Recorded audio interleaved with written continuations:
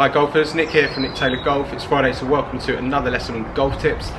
This week on golf tips we're talking the grip, and I've seen loads of videos on YouTube talking about the grip. Well, in my opinion, I think there's more than one way to hold it. And if you take three of the best players in the world, for example, they'll hold it differently. So the first one, Jordan Speith, as he sets up to the golf ball, his left hand is in what we call a weaker position, where as he looks down he can probably only see maybe 1 to 2 knuckles on the left hand. Whereas if he takes on like Dustin, his hand's rotated round this way, and you can probably see 4 knuckles on his left hand. So you can see Jordan Speith sort of here, Dustin there, and Rory McIlroy is somewhere in between. The three of the best golfers in the world, all with different rotations of the left hand. They all cover the left thumb, which is quite important. We're going to come to that in a little while. But first of all, let's talk about the grip. So if you have the hand like Dustin rotated around this way, it does make it easier to close the club face, and if you have it like Jordan Speith around that way, it's easier to sort of open the club face. That doesn't mean that's going to happen as you hit through the golf ball. All three of those golfers I mentioned, they can all shape the golf ball both ways. It's not because of the way they hold it, and they don't change their grip for different shots. It's the way their hands and their wrists work through impact that can alter sort of the flight of the golf ball. So for example, Jordan Speith, although his left hand is what we call a weaker position, as he goes through, sort of bows that wrist, which helps keep the club face closed to the path of the swing as he goes through.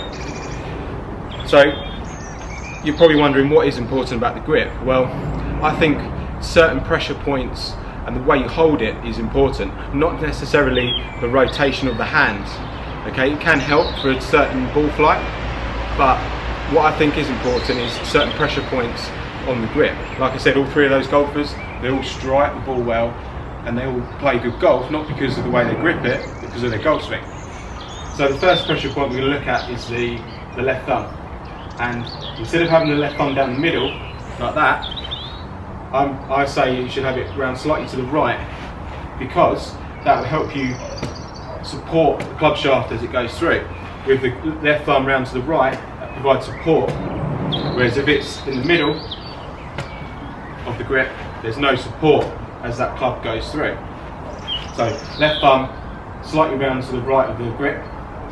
Now with the right hand, try and get this sort of trigger finger, that index finger, the joint of that index finger, again matched up with the left thumb to provide support as you hit through. So you've got those two key pressure points there, index finger with the right hand, left thumb as you go through. And the final one is sort of the pad of your right hand here, again against the left thumb as you go through. Again, that's going to provide support for the club as it goes through. So that's what I think is important, those certain key pressure points on the club. Like I said to you before, all three of those golfers I mentioned, they all cover the left thumb. So they've got those pressure points intact. That's going to help you strike the golf ball well. And I think that's what's important. You've got to strike the golf ball well before you worry too much about the direction. So 3 golfers, all different types of rotations, and if you go through the list of the best players in the world, they all hold it differently. So I don't think there's one grip for every person out there. You've got to find what works for you. And it's the same with how the hands interact. Do they interlock? Do they overlap? Or do they sit like a baseball grip? And again, I think that's personal preference. I can hit the ball just as well with all 3 of those grips. I prefer to go for an interlock because I think that suits me better. I feel more comfortable with that. So you've got to find which grip's more comfortable for you, stick with it.